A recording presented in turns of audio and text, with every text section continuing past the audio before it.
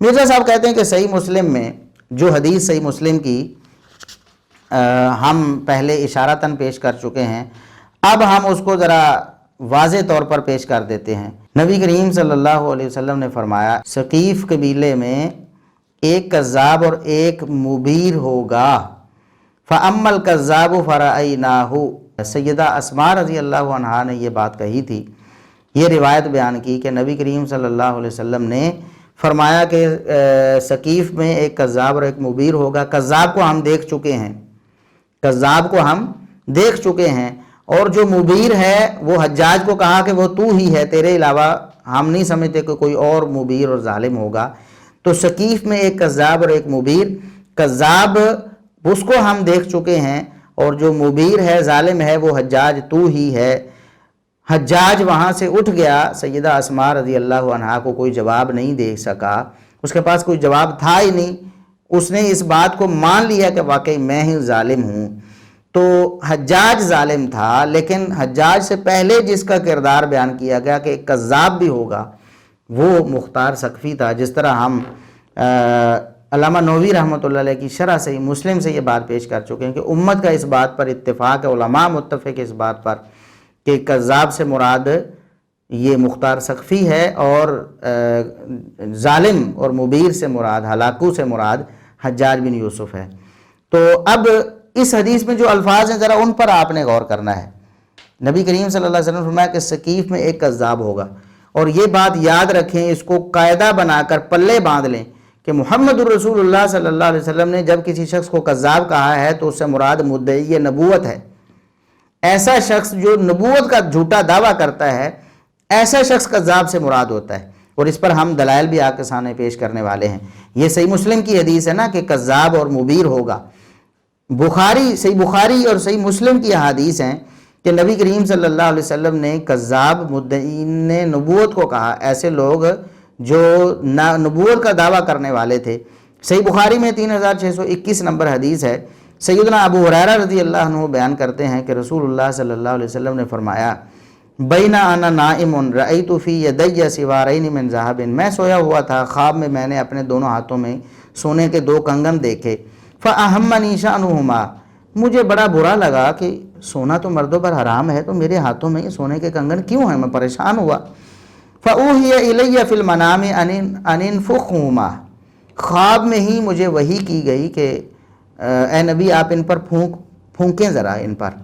فنفختہما، میں نے ان پر پھونکا تو فطارا، وہ دونوں غائب ہو گئے۔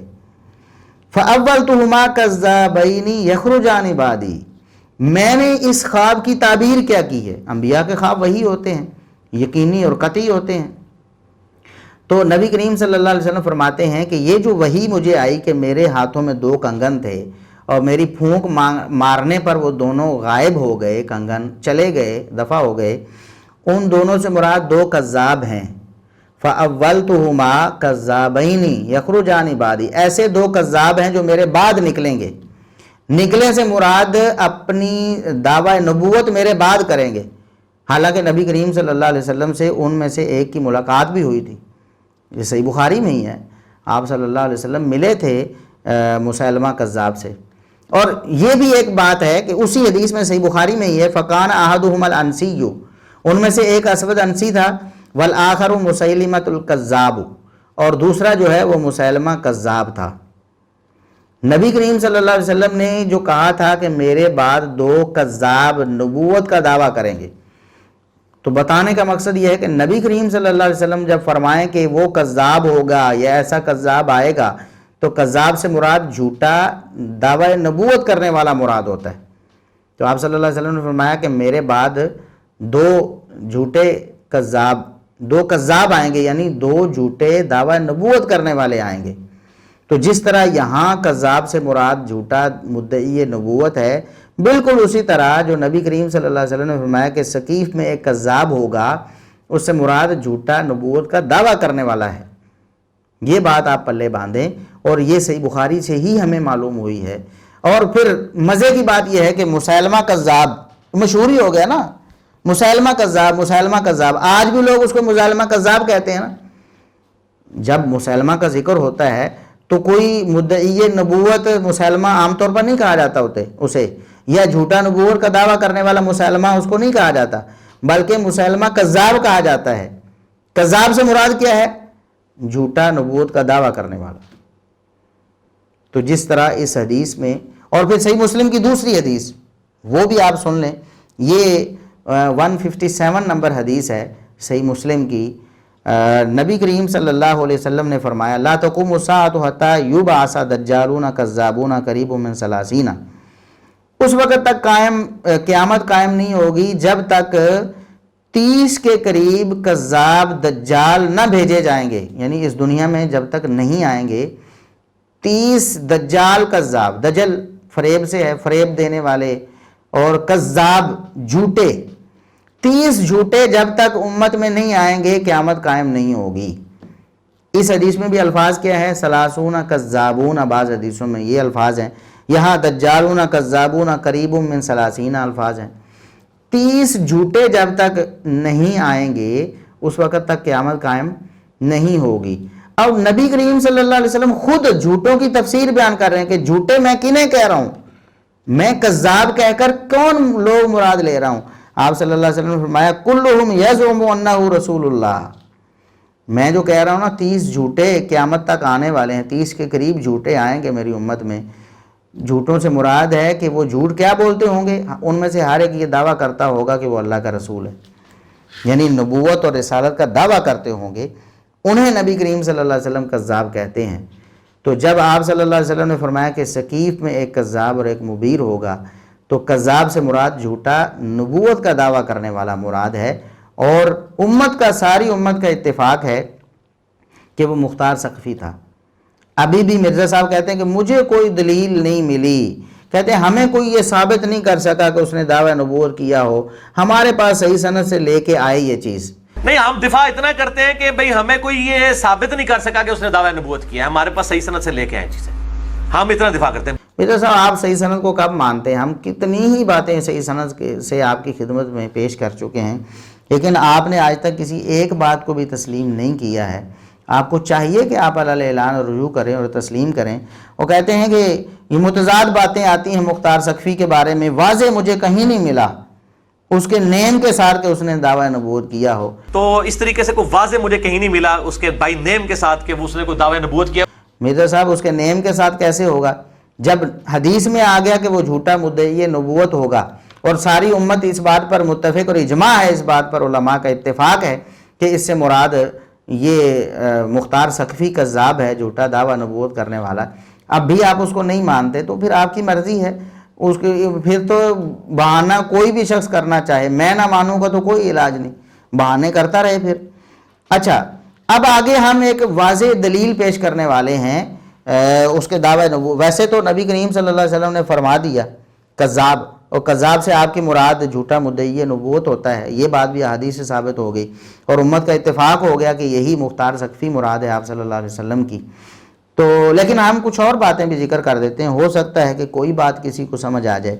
یہ علامہ فسوی رحمۃ اللہ علیہ کی، امام فسوی رحمۃ اللہ علیہ کی المعرفہ والتاریخ ہے، اس میں صحیح سند کے ساتھ یہ روایت درج کی گئی ہے کہ رفاع الفتیانی کہتے ہیں دخلت علی المختار ذات یوم، میں ایک دن مختار ثقفی کے پاس گیا، فقال یا جاریۃ ہات لرفاعۃ نمرقۃ، اس نے اپنی لونڈی سے کہا کہ تم جاؤ، یا کوئی لڑکی ہوگی ادھر، اس نے کہا کہ جاؤ ایک تکیہ لے کر آؤ اس کے لیے، رفاع کے لیے۔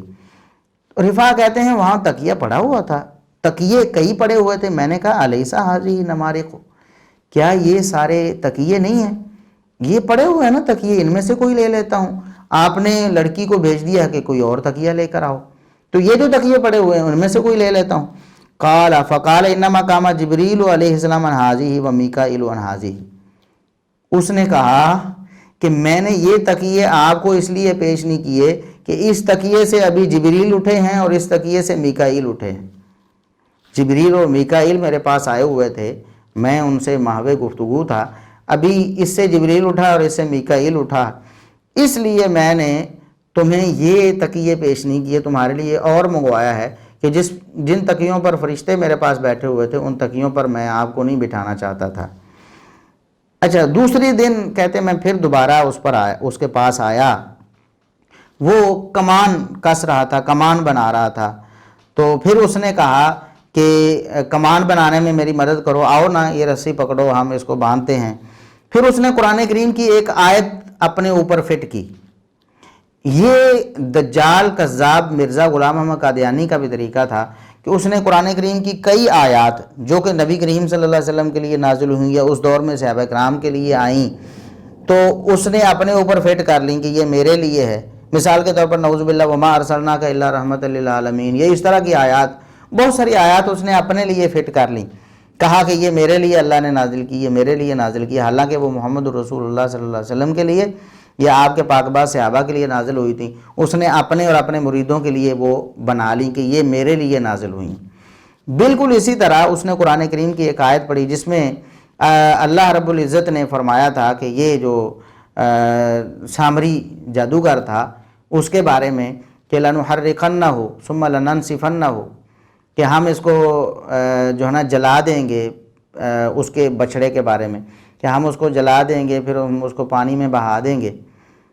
تو وہ جو الفاظ تھے نا قرآن کریم کے، تو اس نے اپنے لیے وہ الفاظ بول دیے کہ نُحَرِّقُهُ ثُمَّ نَنْسِفُهُ فِي الْيَمِّ نَسْفًا، ہم اس کو قوس، یہ جو کمان ہے، ہم اس کو جلا دیں گے، پھر ہم اس کو پانی میں بہا دیں گے۔ تو جو اللہ رب العزت کے الفاظ تھے اس نے اپنے لیے وہ الفاظ استعمال کر لیے، قرآن کریم کے الفاظ۔ یہ جھوٹوں کی عادت ہوتی ہے، جتنے مدعی نبوت آپ دیکھیں گے نا وہ اس طرح کی حرکتیں کرتے ہیں۔ وہی حرکت اس نے کی کہ قرآن کریم میں جو اللہ کے الفاظ تھے اس نے اپنے لیے بولنے شروع کر دیے۔ تو جب رفاع الفتیانی رحمۃ اللہ علیہ نے یہ دیکھا تو ان کی غیرت جو ہے نا وہ جوش میں آئی، تو اس نے کہا فَأَرَدْتُ قَتْلَهُ، میں نے ارادہ کیا اس ظالم کو میں قتل کر دوں۔ پھر کہتے ہیں مجھے عمر بن حمق رضی اللہ عنہ کی حدیث یاد آ گئی، انہوں نے بیان کی تھی نبی کریم صلی اللہ علیہ وسلم سے کہ جو شخص کسی پناہ لینے والے کو قتل کر دے، کسی مسلمان کے پاس جس نے پناہ لی ہو اور وہ اس کو قتل کر دے، تو نبی کریم صلی اللہ علیہ وسلم نے فرمایا کہ میں اس سے بری ہوں، اگرچہ پناہ لینے والا جو ہے وہ کافر ہی کیوں نہ ہو، وہ کافر بھی ہو تو آپ نے ڈائریکٹ اس کو اپنے ہاتھ میں قانون لے کر اس کو قتل نہیں کرنا ہے، کیونکہ اس نے پناہ دی ہے۔ اس کا معاملہ اسلامی حکومت کے پاس جائے اور وہ فیصلہ کریں کہ اس کو پناہ دینی چاہیے یا نہیں۔ تو اس طرح میں نے اس کے قتل سے اس لیے روکا کہ وہ کسی کے پاس پناہ لیے ہوئے تھا، تو میں نے اس کو قتل نہیں کیا، ورنہ میرا ارادہ بن گیا کہ میں اس ظالم کو یہاں قتل کر دوں۔ کیوں قتل کر دوں؟ ایک شخص یہ دعویٰ کر رہا ہے کہ میرے پاس جبریل آئے ہیں، میرے پاس میکائیل آئے ہیں، اور یہ بات یاد رکھیں کہ جبریل علیہ السلام جو ہیں وہ دنیا میں کسی کے پاس نہیں آتے سوائے انبیاء کے، انبیاء کے سوا کسی کے پاس جبریل علیہ السلام نہیں آتے، کیونکہ جبریل علیہ السلام کی ڈیوٹی وحی لے کر آنا ہے۔ یہ وحی آنے کا دعویٰ ہے کہ میرے پاس جبریل آئے تھے، اور جبریل تو وحی لے کر آتے ہیں۔ یہی بات، یہی مسئلہ تھا کہ نبی کریم صلی اللہ علیہ وسلم جب وفات پا گئے، صحیح بخاری کی حدیث ہے 4462 نمبر، کہ سیدہ فاطمہ رضی اللہ عنہا آپ صلی اللہ علیہ وسلم کی وفات کے بعد اپنے جذبات کا اظہار کر رہی تھی نبی کریم صلی اللہ علیہ وسلم کے بارے میں، تو وہ کہتی ہیں یا ابتاہ الی جبریل ننعاہ، ابو جی ہم جبریل کو آپ کی وفات کی خبر دیتے ہیں، کیونکہ جبریل پہلے آتے تھے وہی لے کر، ہم جبریل کو بتاتے ہیں۔ یہ ایک جذبات کا اظہار ہے، وہ اس طرح نہیں کہہ رہی تھی کہ جبریل کو میں نے بتانا ہے، اپنے جذبات کا اظہار شعروں کی صورت میں، مکفہ کلام کی صورت میں، کہ ابو جی ہم جبریل کو بتاتے ہیں کہ اب آپ اس دنیا سے چلے گئے ہیں، اب جبریل کی جو ڈیوٹی ہے وہی لے کر آنا، اب وہ قیامت تک ڈیوٹی ختم ہو گئی ہے۔ تو اس حدیث سے بھی معلوم ہوتا ہے کہ جبریل کے آنے کا مطلب، جبریل کے آنے کا دعویٰ یہ نبوت کا دعویٰ ہے، کیونکہ جبریل تو وہی لے کر آتے ہیں۔ تو اس کذاب، دجال اور جھوٹے مدعی نبوت نے، مختار سقفی نے یہ دعویٰ کیا کہ میرے پاس جبریل اور میکائیل آئے ہوئے تھے، اور دوسرے دن اس نے قرآن کی آیت جو اللہ کے الفاظ اپنے اوپر فٹ کرنے شروع کر دیے۔ تو رفاع فتیانی نے کہا کہ میرا ارادہ بنا کہ میں اس کو قتل کر دوں۔ اب کوئی شخص کسی کو کیوں قتل کرے گا جب اس نے اتنی بڑی بات کی ہے، اتنی بڑی بات، تو ظاہر ہے تب ہی انہوں نے کہا کہ میں اس کو قتل کر دوں، لیکن میں اس لیے رک گیا کہ میرے پاس اختیار نہیں ہے۔ اب نبی کریم صلی اللہ علیہ وسلم نے یہ بھی فرمایا ہوا کہ جب کسی کافر نے بھی پناہ لی ہو تو آپ کافر کو بھی قتل نہیں کر سکتے، کیونکہ وہ پناہ میں ہے، اس کا معاملہ عدالت میں جائے گا اور عدالت کے بعد وہ فیصلہ کرے گی کہ اس کو قتل کرنا ہے یا نہیں کرنا۔ تو بہرحال یہ باتیں تھیں۔ اور حافظ ابن کثیر رحمۃ اللہ علیہ نے، جس طرح ہم علامہ نووی رحمۃ اللہ علیہ کی بات پیش کر چکے ہیں پہلے صحیح مسلم کی شرح میں، کہ انہوں نے کہا کہ یہ جو حدیث ہے نا نبی کریم صلی اللہ علیہ وسلم کی کہ ثقیف میں دو ہوں گے، ایک کذاب ہوگا اور دوسرا جو ہے وہ مبیر اور ظالم ہوگا۔ کذاب سے مراد مختار ثقفی ہے، مبیر سے مراد حجاج بن یوسف ہے۔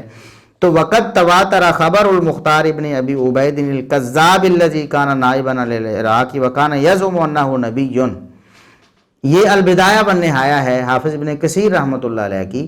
تو البدایہ والنہایہ میں حافظ ابن کثیر رحمۃ اللہ علیہ فرماتے ہیں کہ مختار بن ابی عبید الکذاب، اندازہ کریں، کہتے ہیں اس کے بارے میں متواتر خبریں ہیں، تواتر کے ساتھ یہ باتیں پہنچ گئی ہیں۔ وَكَانَ يَزُعُمُ أَنَّهُ نَبِيٌّ، وہ یہ دعویٰ کرتا تھا نعوذ باللہ کہ وہ نبی ہے۔ وَأَنَّ جِبْرِيلَ كَانَ يَأْتِيهِ بِالْوَحْيِ، اور وہ یہ بھی دعویٰ کرتا تھا کہ جبریل ان کے پاس وحی لے کر آتے ہیں۔ حافظ ابن کثیر رحمۃ اللہ علیہ ایک دوسری جگہ پر لکھتے ہیں کہ یہ معلوم نہیں کہ اس نے دعویٰ نبوت کیا یا نہیں، لیکن جب ان کے پاس دلائل آ گئے حافظ ابن کثیر رحمۃ اللہ علیہ کے پاس، تو انہوں نے واضح الفاظ میں یہ لکھ دیا وَكَانَ يَزْعُمُ أَنَّهُ نَبِيٌّ، وہ یہ دعویٰ کرتا تھا کہ وہ نبی ہے۔ اس کے نبوت کے دعوے کے بارے میں حافظ ابن کثیر رحمۃ اللہ علیہ کو بھی جو شبہ تھا وہ دلائل کی بنیاد پر ختم ہو گیا۔ اب ایک اور انہوں نے قول نقل کیا ہے، ابن عمر رضی اللہ عنہما سے کہا گیا کا یہ دعویٰ ہے کہ اس پر وحی آتی ہے، تو انہوں نے کہا کہ سچ کہتا ہے، وہ سچ کہتا ہے۔ اللہ نے بھی فرمایا وَإِنَّ الشَّيَاطِينَ لَيُوحُونَ إِلَىٰ أَوْلِيَائِهِمْ، اللہ بھی فرماتا ہے کہ شیاطین اپنے دوستوں کی طرف وحی کرتے ہیں، تو اس کو شیطان کی وحی آتی ہوگی پھر اس دجال کو۔ یہ جو قول ہے تفسیر ابن ابی حاتم سے حافظ ابن کثیر رحمۃ اللہ علیہ نے نقل کیا ہے۔ ہم نے وہاں جا کر دیکھا تو اس کی سند میں ایک ضعف ہے کہ ابو اسحاق السبیعی جو ہیں وہ مدلس ہیں اور آن کے ساتھ اس روایت کو بیان کر رہے، سماع کی تصریح نہیں کی، باقی سند صحیح ہے۔ تدلیس کی وجہ سے یہ روایت کمزور ہے۔ تو جو لوگ سند کا بالکل اعتبار ہی نہیں کرتے، وہ محمد بن قاسم کے بارے میں جھوٹی روایتیں جو ہے نا وہ لوگوں کو سناتے رہتے ہیں، یا پھر حجاج بن یوسف کے بارے میں ضعیف روایتیں بیان کرتے رہتے ہیں، اس کا ظلم تو واضح ہے نا، لیکن اس کے ظلم کو بڑھانے کے لیے، لوگوں کے سامنے بڑھا چڑھا کر پیش کرنے کے لیے اس طرح کی باتیں بھی کرتے ہیں کہ 1,20,000 اس نے یوں قتل کر دیے، تو انہیں تو اس سند پر بھی ایمان لے آنا چاہیے نا۔ بہرحال ہم تو اس پر بات نہیں کر رہے، حافظ ابن کثیر رحمۃ اللہ علیہ کی بات کر رہے ہیں کہ حافظ ابن کثیر رحمۃ اللہ علیہ فرماتے ہیں متواتر طور پر یہ بات ثابت ہے کہ یہ کذاب تھا، اور یہ نبی کریم صلی اللہ علیہ وسلم کے بعد نبوت کا دعویٰ بھی کرتا تھا مختار ثقفی کذاب، اور یہ بھی دعویٰ کرتا تھا کہ اس کے پاس جبریل آتے ہیں نعوذ باللہ۔ اس کے بعد ہم ذرا اہل بیت کے افراد کے بارے میں ہم بتاتے ہیں کہ اہل بیت کے جو مشہور و معروف امام تھے ان کا کیا نظریہ تھا، جن کے دور میں یہ بندہ موجود تھا ان کا کیا خیال ہے۔ یہ ہیں امام محمد بن علی بن الحسین بن علی بن ابی طالب، ابو جعفر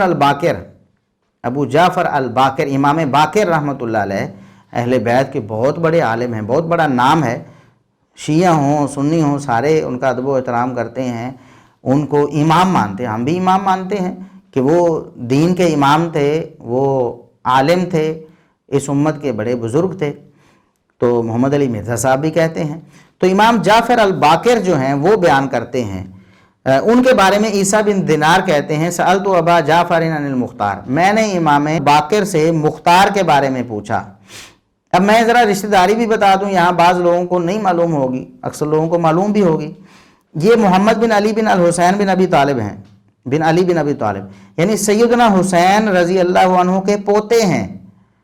ابو جعفر الباقر سیدنا حسین بن علی رضی اللہ عنہما کے پوتے ہیں، یہ پوتے بیان کرتے ہیں۔ ان سے پوچھا گیا، یعنی سیدنا حسین رضی اللہ عنہ کے پوتے سے، سیدنا علی رضی اللہ عنہ کے پڑ پوتے سے، سیدنا حسین رضی اللہ عنہ کے پوتے ابو جعفر الباقر سے پوچھا گیا مختار کے بارے میں کہ آپ کا مختار کے بارے میں کیا نظریہ ہے۔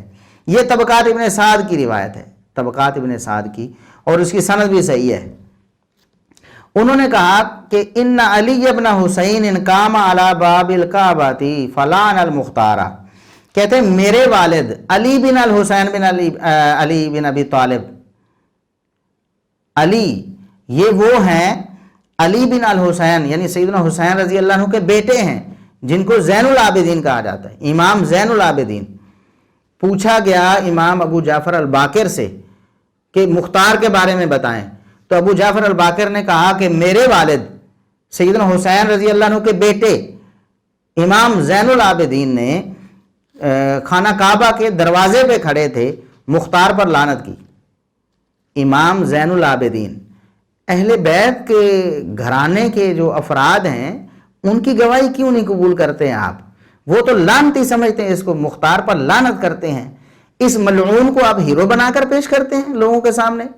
کو خدا کا خوف کریں، اہل بیت کا نام لیتے ہیں اور اہل بیت کے جو ہیں فرامین ہیں ان کو آپ پسے پش ڈالتے ہیں اور ان کے خلاف علم لے کر کھڑے ہوئے ہیں کہ مختار سقفی کے بارے میں کچھ بھی ثابت نہیں ہے جی، مختار سقفی کے بارے میں صحیح سند سے کوئی ثابت نہیں ہے جی، ہمارے پاس کوئی دلیل نہیں ہے جی۔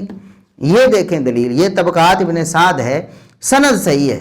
مرزا صاحب آپ اس کی سند پر یا تو اعتراض کریں یا پھر رجوع ریکارڈ کروائیں، بتائیں کہ میں نے غلط کہا تھا یا میرے علم میں نہیں تھا، اب میرے علم میں آ گیا تو میں ملعون سمجھتا ہوں مختار کو، جس کو امام زین العابدین ملعون کہہ رہے ہیں، لعنت کر رہے ہیں اس پر۔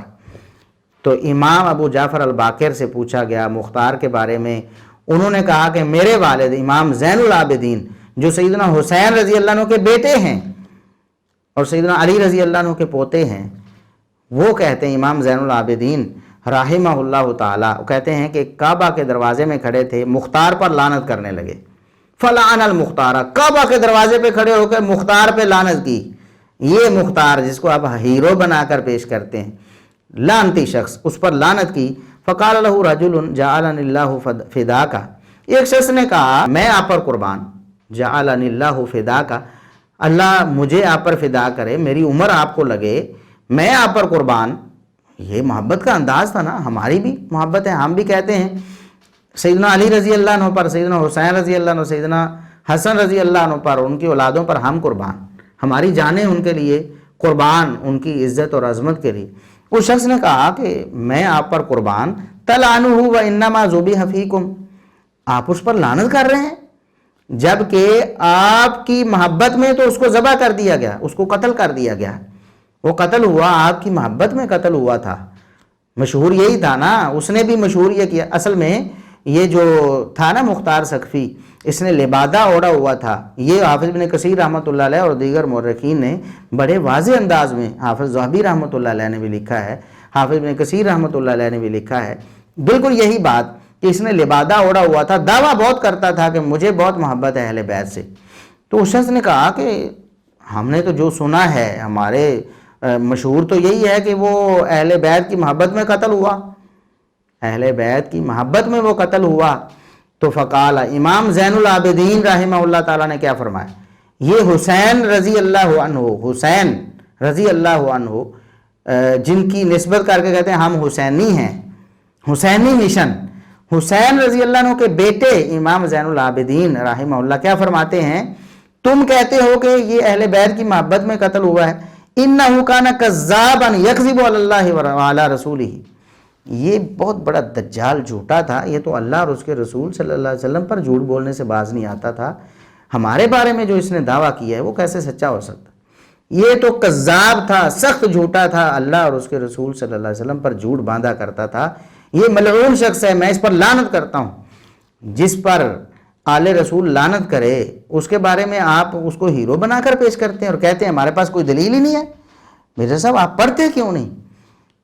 سیدنا معاویہ رضی اللہ عنہ یا دیگر جو صحابہ کرام، ان کے بارے میں جھوٹی روایتیں نکال کر کہاں سے جہاں سے روافض کی کتابوں سے بھی بیان کر دیتے ہیں، بغیر حوالے کے بھی بیان کر دیتے ہیں، اور ضعیف سند والی بھی بیان کر دیتے ہیں، جھوٹی سند والی بھی بیان کر دیتے ہیں۔ لیکن یہ مختار سقفی کے بارے میں امام زین العابدین رحمۃ اللہ علیہ کا قول بھی آپ کو نہیں ملا۔ سیدنا حسین رضی اللہ عنہ کے بیٹے نے اس دجال پر لعنت کی، اور کہنے والے نے یہی کہا کہ اس کے بارے میں تو ہم نے سنا ہے کہ آپ کی محبت میں قتل ہوا، اور ہمارا یہ جھوٹا شخص تھا، اللہ رسول پر جھوٹ بولتا تھا، ہمارے اس سے کوئی تعلق نہیں۔ یہ اور دوسری سند طبقات الکبریٰ ابن سعد سے ہی، اس کی سند بھی حسن ہے۔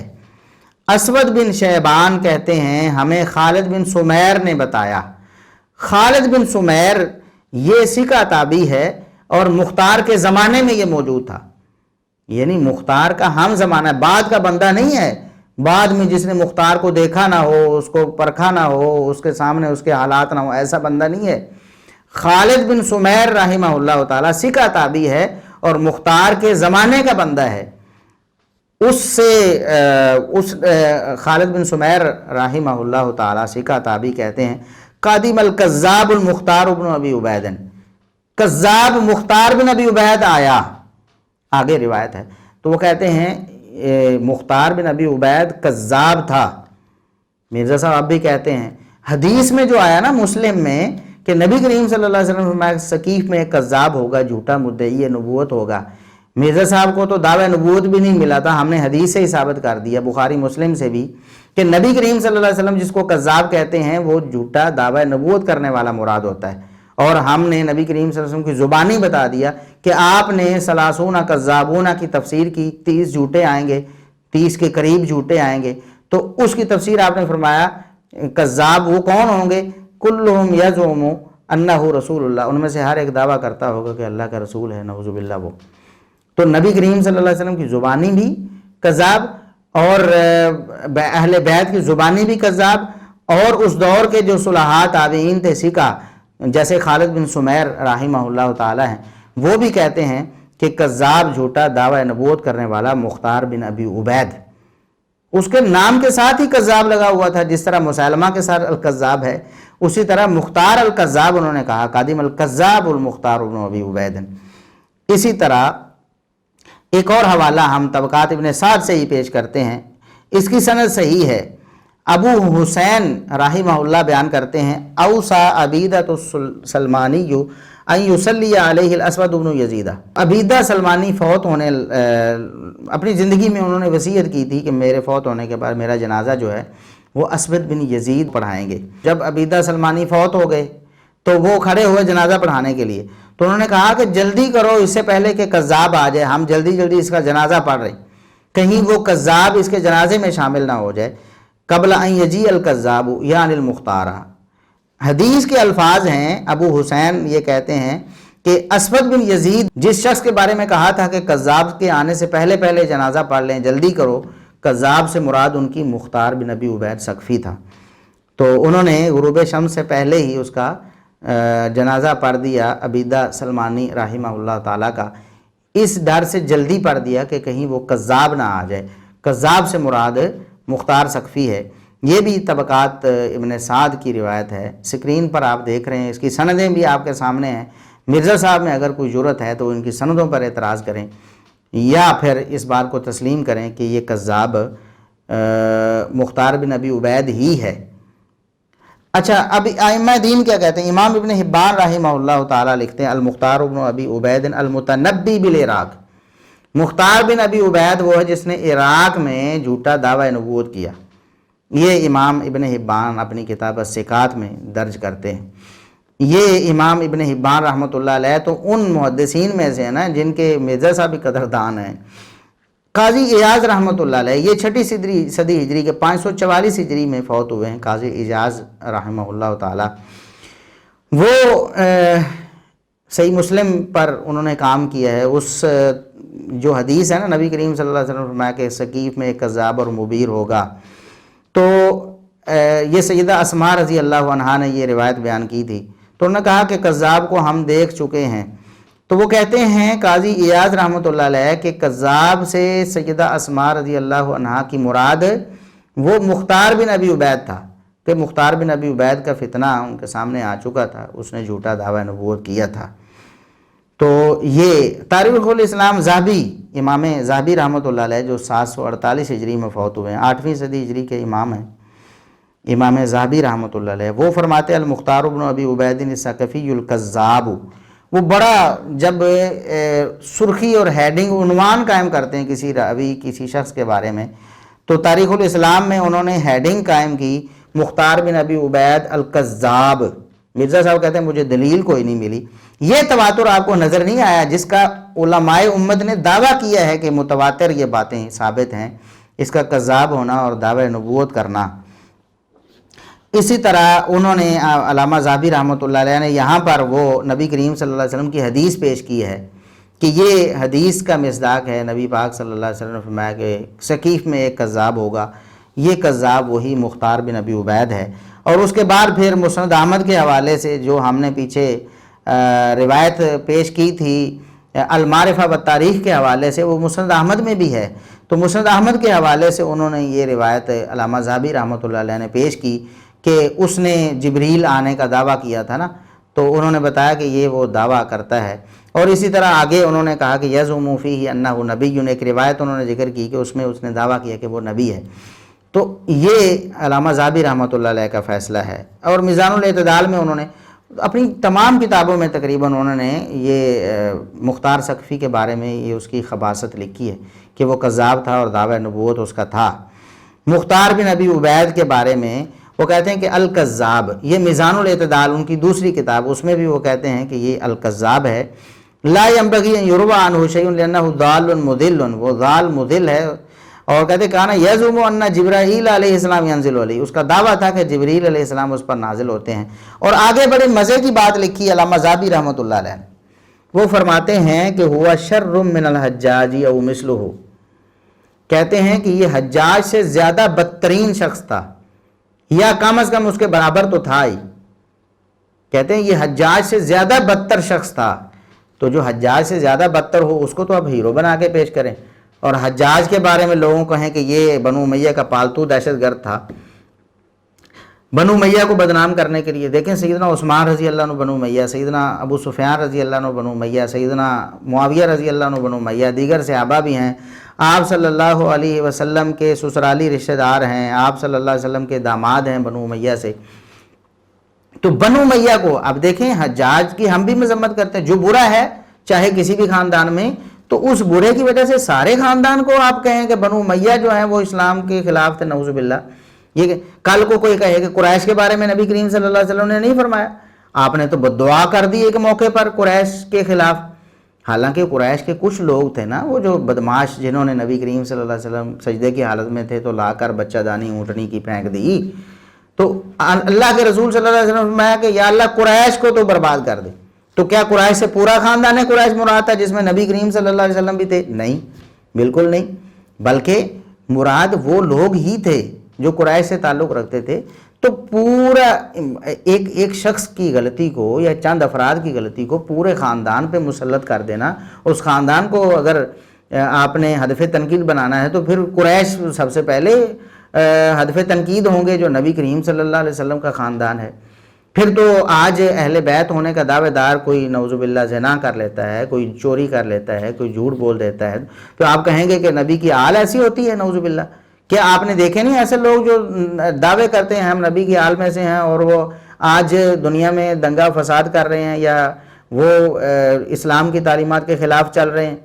تو کیا آپ ان کی وجہ سے نبی کریم صلی اللہ علیہ وسلم کی ساری آل کو اس طرح نعوذ باللہ ہدف تنقید بنائیں گے؟ تو یہ حجاج سے جو برا شخص ہے علامہ ذہبی رحمۃ اللہ علیہ کے بقول، اس کو تو آپ پروٹیکشن دے رہے ہیں، اس کا تو دفاع شروع کیا ہوا آپ نے، اور حجاج کے بارے میں آپ زبانیں چلا رہے ہیں جناب. تو ٹھیک ہے حجاج کی بھی مذمت کریں، لیکن مختار بن ابی عبید ثقفی کو بھی تو مدعی نبوت اور جھوٹا مانے نا، اس کو کہتے ہیں آپ دلیل ہی نہیں ملتی ہمیں کوئی. اسی طرح سیر و اعلام النبلاء میں بھی انہوں نے کہا کہ نبی کریم صلی اللہ علیہ وسلم نے جو صحیح مسلم کی حدیث میں فرمایا ہے نا کہ ثقیف میں کذاب اور مبیر ہوگا، تو فکان الکذاب ھذا، علامہ ذہبی رحمۃ اللہ علیہ فرماتے ہیں کذاب تو یہی تھا مختار بن ابی عبید. ادعا ان الوحی یاتیہ وانہ یعلم الغیب، یہ شخص یہ جھوٹا دعویٰ کرتا تھا کہ میرے پاس وحی بھی آتی ہے اور میں غیب بھی جانتا ہوں، نعوذ باللہ.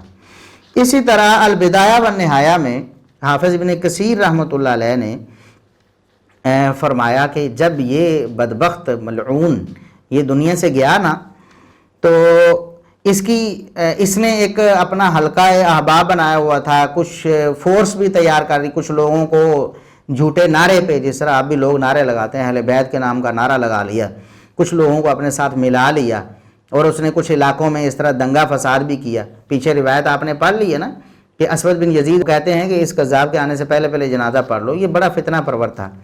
تو اس کی جو سلطنت تھی نا، جو اس نے لوگوں میں اثر و رسوخ بنایا ہوا تھا، وہ ختم ہو گیا. تو فرح المسلمون بزوالہا، حافظ ابن کثیر رحمۃ اللہ علیہ فرماتے ہیں اس بدبخت یہ جب مرا ہے نا اور اس کا زور ٹوٹا ہے تو مسلمان اس کے زور ٹوٹنے پر بہت خوش ہوئے.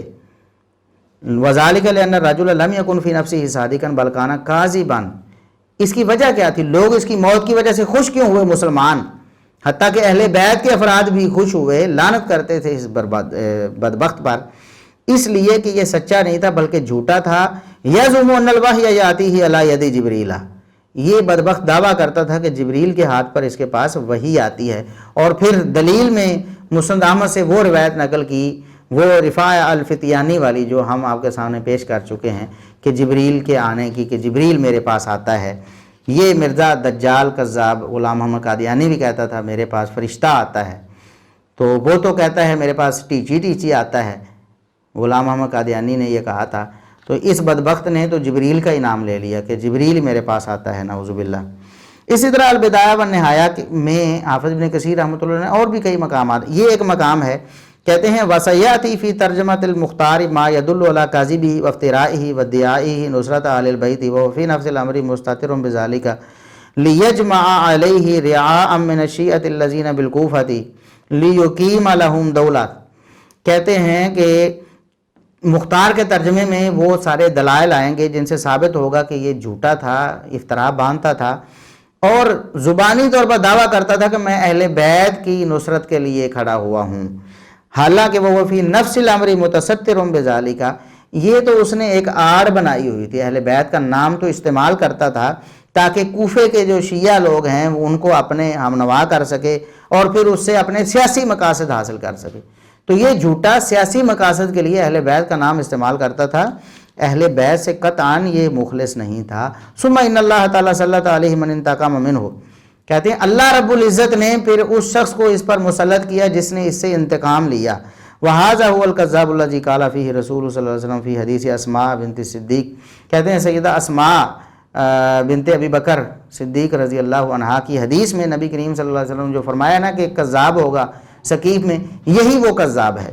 کتنی واضح باتیں اہل علم نے لکھی ہیں. الاصابہ میں حافظ ابن حجر رحمۃ اللہ علیہ نے کیا فرمایا؟ وہ فرماتے ہیں کہ شاہد علیہ بدعوی النبوت والکذب الصریح جماعت من اہل البیت. کہتے ہیں کہ اس کے دعوی نبوت اور صریح جھوٹا ہونے کے بارے میں گواہی تو اہل بیت کی ایک جماعت نے دی ہے. کہتے ہیں اہل بیت کی جماعت میں سے، اہل بیت میں سے بہت سے لوگ اس کو جھوٹا اور کذاب اور اس کے دعوی نبوت کے بارے میں گواہی دیتے ہیں کہ اس دجال نے دعوی نبوت کیا تھا اور یہ دجال جھوٹا تھا.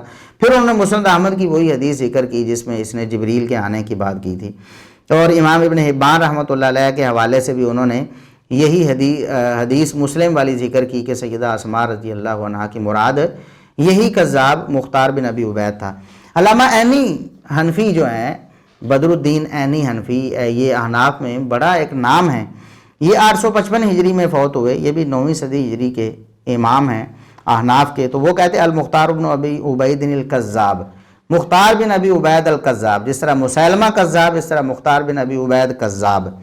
اسی طرح علامہ سیوطی جو ہے نا وہ شرح صحیح مسلم میں لکھتے ہیں المختار بن ابی عبید الثقفی ادعا النبوۃ، مختار بن ابی عبید ثقفی نے دعوی نبوت کیا تھا. اسی طرح علامہ قسطلانی جو ہیں وہ شرح صحیح بخاری ارشاد الساری کے نام سے انہوں نے لکھی، اس میں وہ لکھتے ہیں خرج المختار بن ابی عبید الثقفی وتغلب علی الکوفہ، مختار بن ابی عبید ثقفی نکلا، اس نے کوفے پر غلبہ حاصل کیا. ثم ادعا النبوۃ، پھر اس نے نبوت کا دعویٰ کر دیا. وزعم ان جبریل یاتیہ، پھر اس نے یہ دعویٰ کیا کہ اس کے پاس جبریل آتے ہیں. تو یہ کتنی صریح باتیں ہیں، امت کا اتفاق ہے، تواتر ہے، ہر دور کے علماء بالاتفاق نبی کریم صلی اللہ علیہ وسلم کی اس حدیث کا مصداق اس کذاب کو، اس جھوٹے مدعی نبوت کو قرار دیتے رہے. اور حدیث سے بھی ہم نے ثابت کیا کہ نبی کریم صلی اللہ علیہ وسلم نے جو فرمایا ہے کہ یہ کذاب ہوگا، تو کذاب سے مراد آپ کا نبوت کا دعویٰ کرنے والا جھوٹا ہوتا ہے، عام جھوٹا نہیں آپ کی مراد ہوتی جب آپ کذاب فرماتے ہیں کسی کو. اور اس کے بارے میں احادیث بھی ہم نے نقل کر دیں.